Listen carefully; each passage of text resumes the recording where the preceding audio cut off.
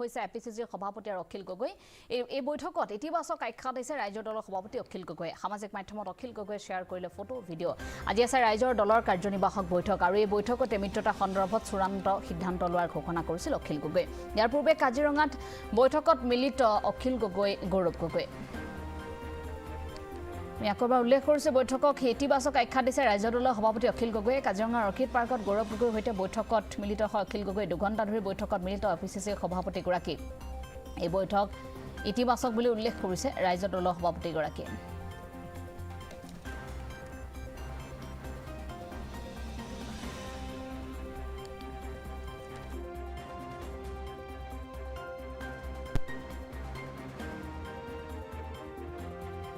চাওক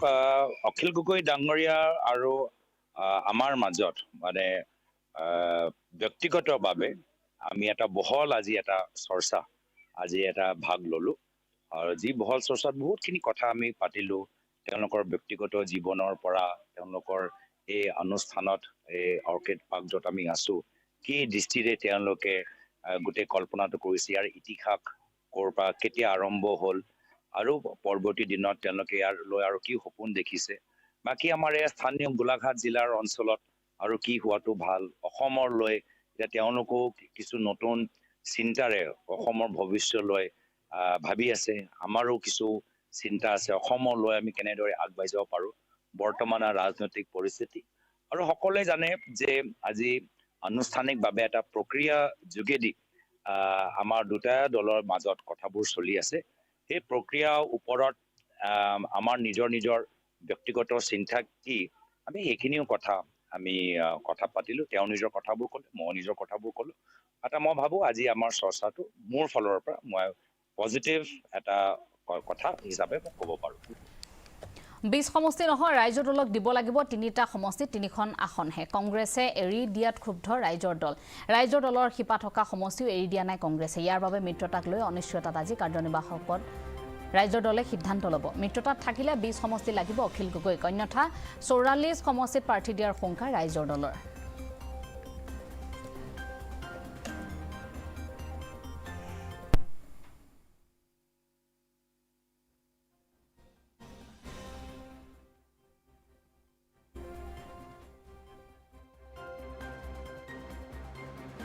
আমি যিকেইখন আসন বিচাৰিছিলোঁ তাৰে 3খন আসন তেওঁলোকে আমাক মানে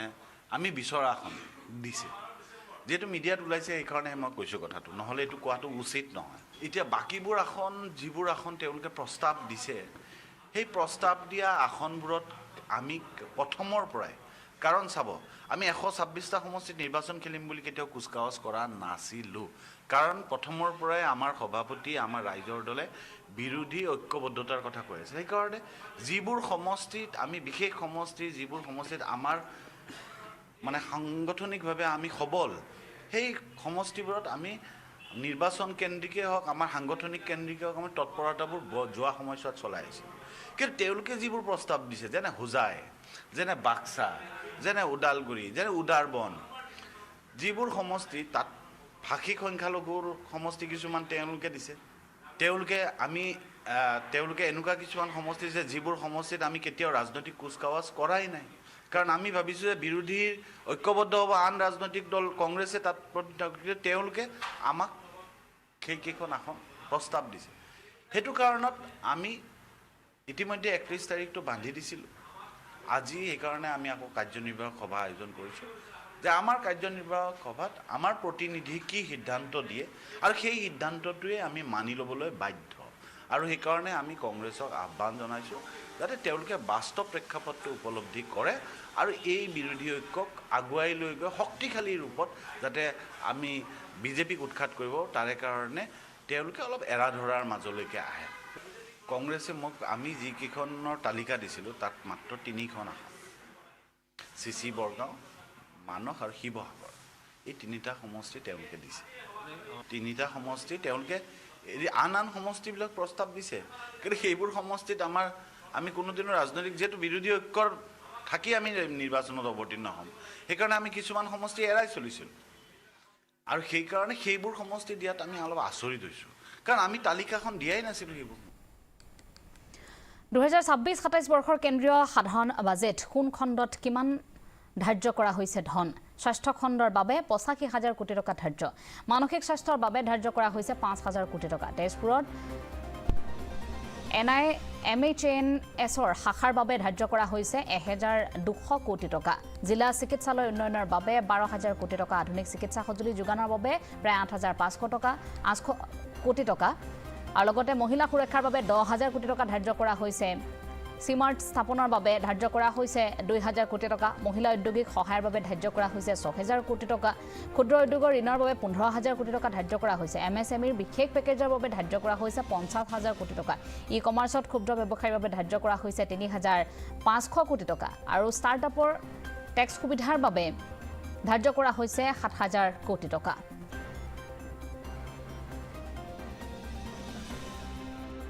Explanatory memorandum as to the action taken on the recommendations contained in the above report. Item number 2, माननीय वित्त मंत्री Nirmala Sitharaman ji.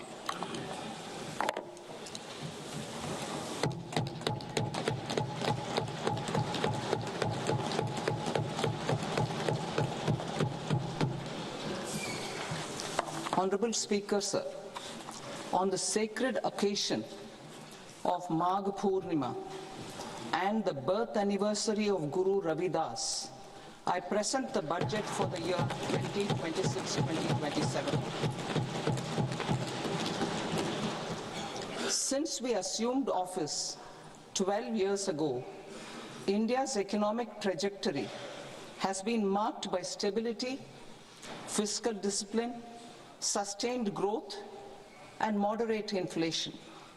This is the result of conscious choices we have made, even in times heightened uncertainty and disruption.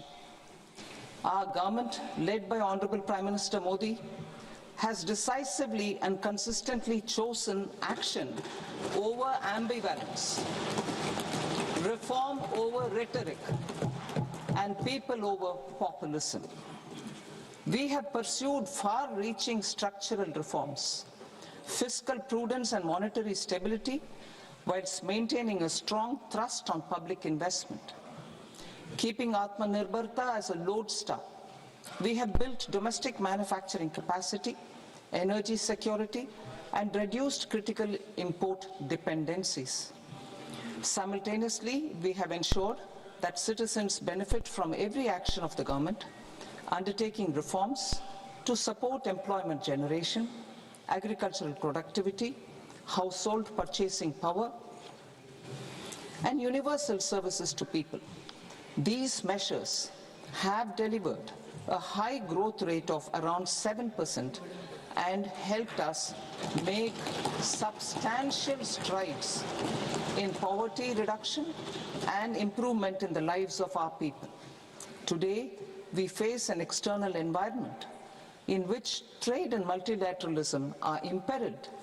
and access to resources and supply chains are disrupted.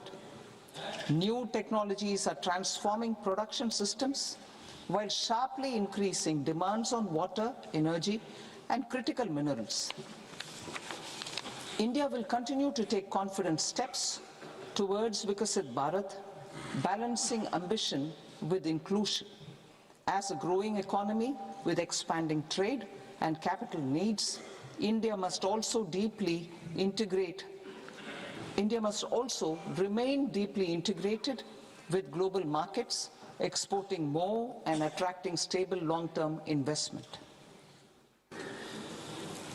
As I begin Part A, I want to express my gratitude to the people for standing firmly with us as we forge our way together towards becoming one of the largest economies of the world.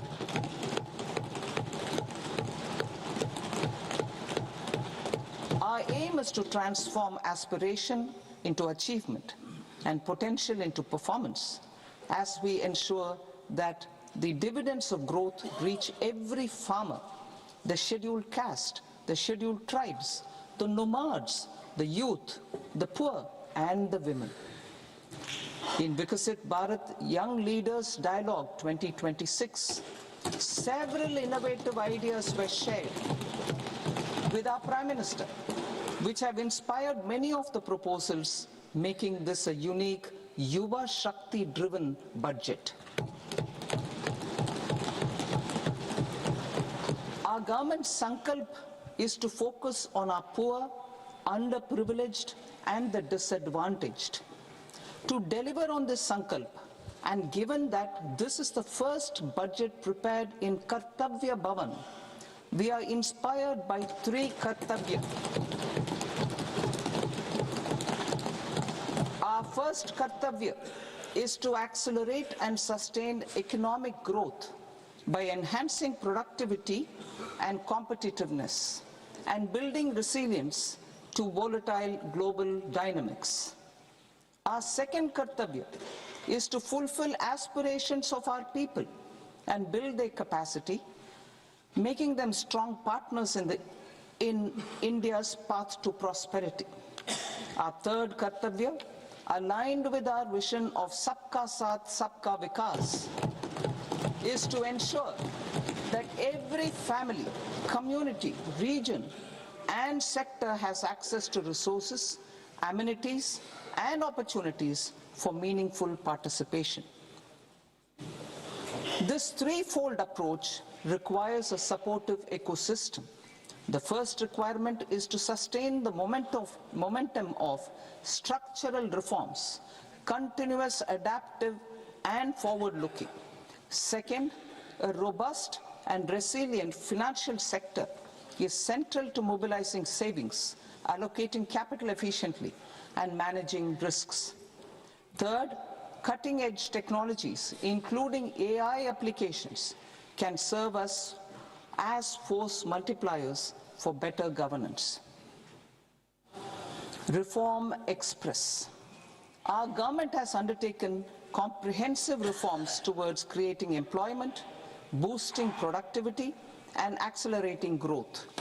After the Prime Minister's announcement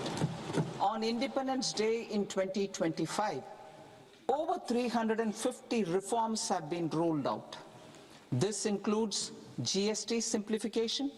notification of labor codes, and rationalization of mandatory quality control orders.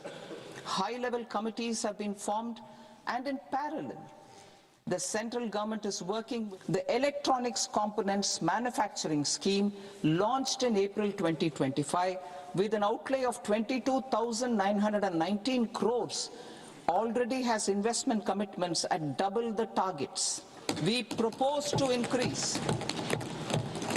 the outlay to 40,000 crores to capitalize on this momentum.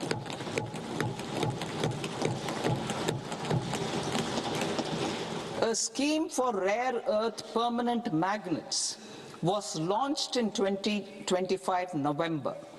We now propose to support the mineral-rich states of Odisha, Kerala, Andhra Pradesh, and Tamil Nadu to establish dedicated rare earth corridors to promote mining, processing, research, and manufacturing.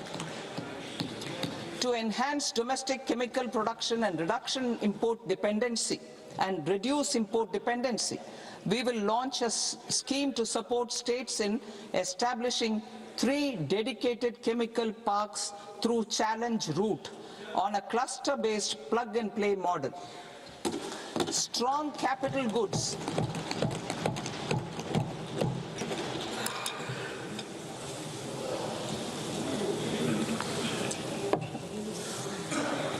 Strong capital goods capability is a determinant of productivity and quality across different sectors. Towards building this capacity, I propose the following. High-tech tool rooms will be established by central public sector enterprises at 2 locations as digitally enabled automated service bureaus that locally design, test, and manufacture high-precision components at scale and at lower cost. 2. A scheme for enhancement of construction and infrastructure equipments will be introduced to strengthen domestic manufacturing of high value and technologically advanced CIE. This can range from lifts in a multi-storied apartment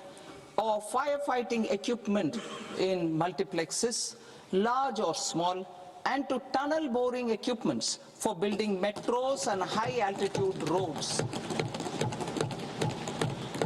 I also propose a scheme for container manufacturing to create a globally competitive container manufacturing ecosystem with a budgetary allocation of 10,000 crores over a 5-year period. For the labor-intensive textile sector, I propose an integrated program with 5 subparts. 1. The National Fiber Scheme for Self-Reliance in Natural Fibers, such as silk, wool, and jute, man-made fibers, and new age fibers. Textile expansion and employment scheme to modernize traditional clusters with capital support for machinery, technology upgradation, and common testing and certification centers. 3. The National Handloom and Handicraft Program to integrate and strengthen existing schemes and ensure targeted support for weavers and artisans. 𝐾𝐻ECO initiative to promote globally competitive and sustainable textiles and apparels. Samarth 2.0 to modernize the upgrade the textile skilling ecosystem through collaboration with industry and academic institutions. Further, I propose to set up mega textile parks in challenge mode. They can also focus on bringing value addition to technical textiles. I propose to launch the Mahatma Gandhi Gram Swaraj initiative to strengthen khadi, handloom, and handicrafts. This will help in global market linkage and branding. It will streamline and support training, skilling, quality of process, and production. This will benefit our weavers, village industries, one district, one product, ODOP initiative, and also 20 সমষ্টি নহয় ৰাইজৰ দলক দিব মাত্ৰ 3টা সমষ্টি 3খন আসনহে কংগ্ৰেছে এৰি দিয়াত এতিয়া ক্ষুব্ধ হৈছে ৰাইজৰ দল আৰু ইতিমধ্যে সংবাদমেল সম্বোধন কৰিছে ৰাইজৰ দলে আমি পোনপটীয়াকৈ অখিল গগৈৰ সেই সংবাদমেল আপোনালোকলৈ আগবঢ়াইছো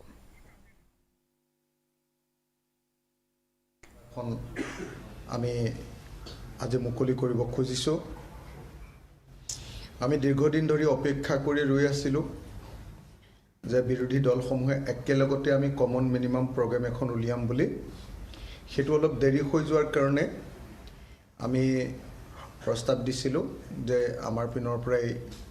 আমাৰ ইস্তাহাৰখন উলিয়াই লওঁ তাৰ পৰৱৰ্তী সময়ত আমি কমন মিনিমাম প্ৰগ্ৰামখন উলিয়াম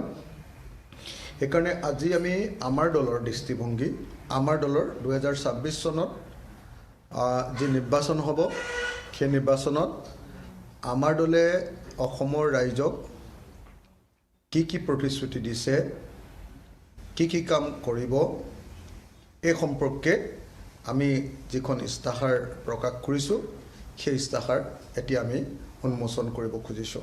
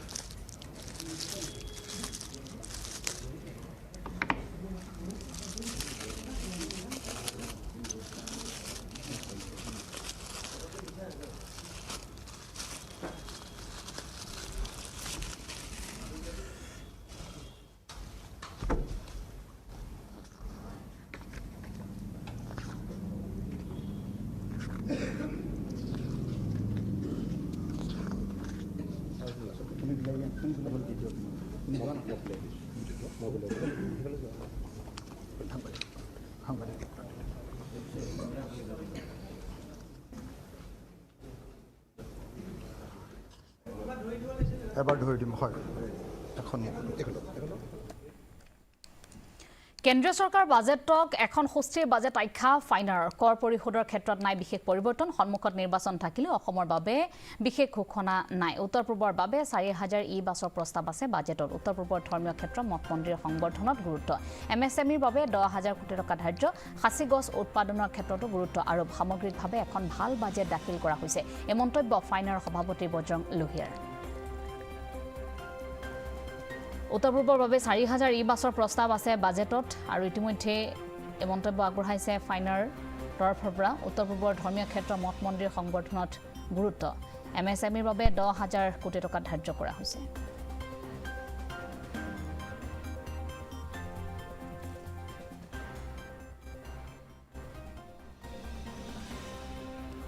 We will say that this is not a populist budget aru kono election to dekhi play by election ahi ase okhomo tar karone kiba specific okhomok karone tenuka populist kiba dise boli ami dekhibo pua nai I think it is a very balanced and fiscal disciplined budget not on populist side champion MSME has announced equity support has been announced for MSME, which augurs well for our enterprises in Northeast. Now small enterprises, startups and can get equity from the government with a MSME growth fund of 10,000 crores has been created. For Northeast, Buddhist circuit has been announced to be developed for Assam, Manipur, Arunachal. So lot of tourism boost will happen with the tourists coming for this circuit. High value agriculture has been emphasized with cashew, cocoa and coconut as the target areas. So Assam and Northeast has potential for cocoa and cashew. So we can get benefit out of that. Northeast of Babe আমাৰ 4,000 ই-বাছেছ দিব বুলি কৈছে হয় আৰু tier 2 tier 3 city infrastructure to development কৰিব so north east tier 2 tier 3 cities আছে so we have to see how much we get for that design institute eta eastern regionত হ'ব বুলি কৈছে এতিয়া eastern region বুলি ক'লে আমি অসমত পাম না নাপাম এটো চাব লাগিব আমাৰ নৰ্থ ইষ্টত বেছি MSME আছে MSME কাৰণে 10,000 crores fund দিছে আৰু policy আহি আছে so industry and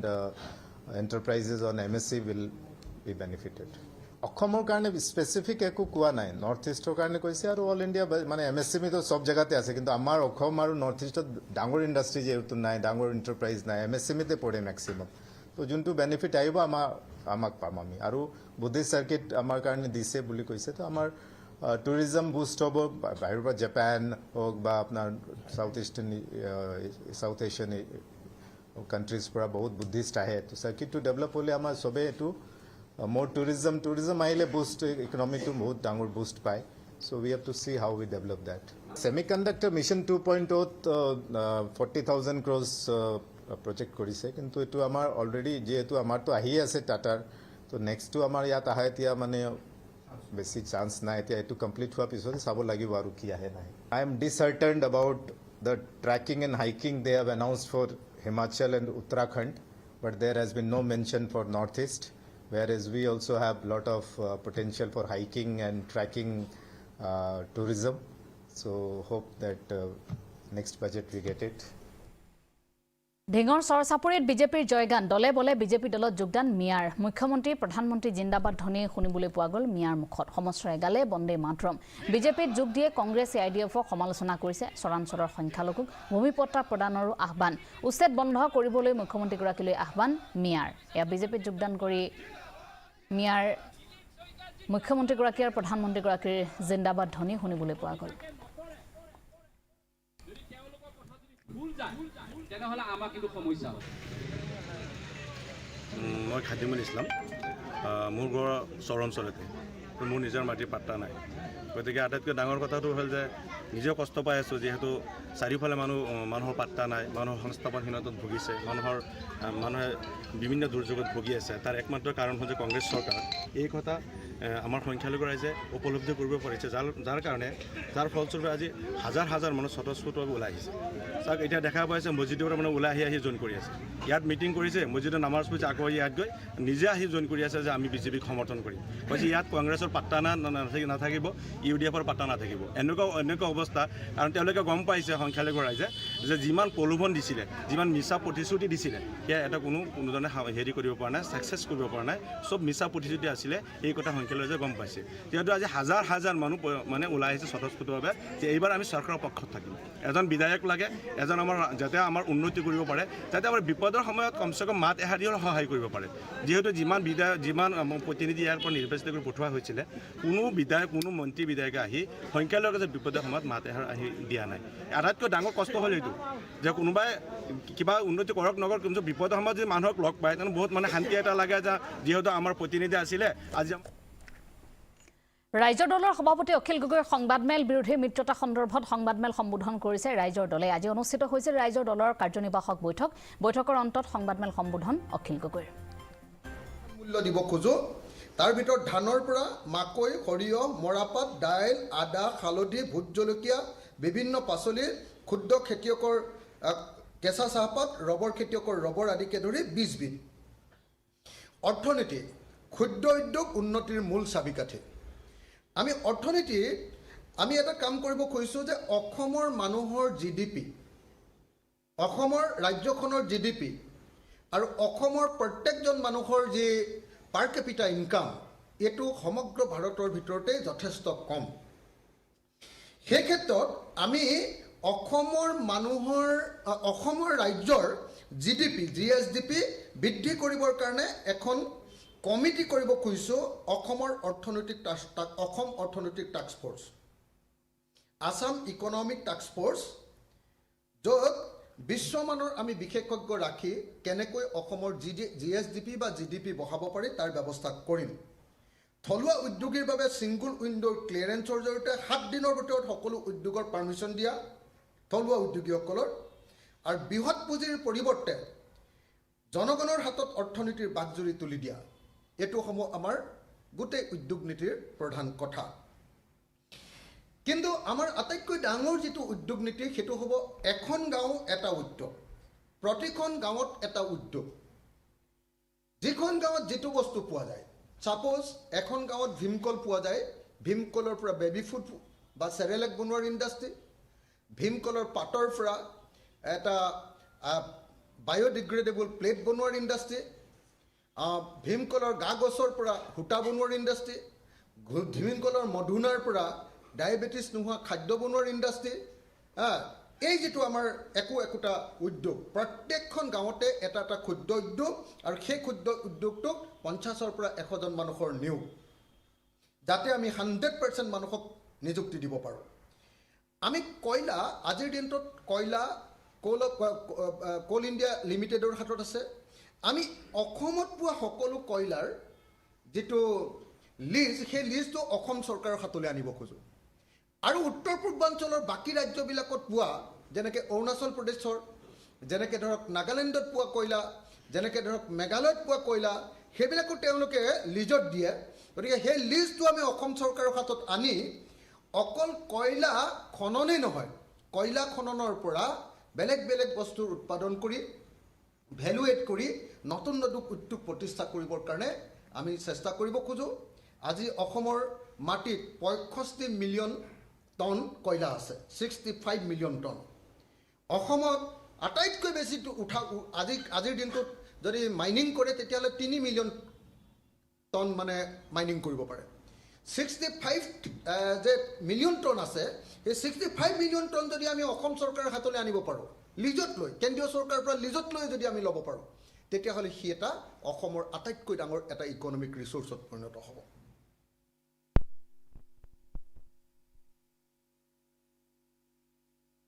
এবাৰ চাওক ৰাজ্যৰ কেইখনমান চহৰৰ বতৰা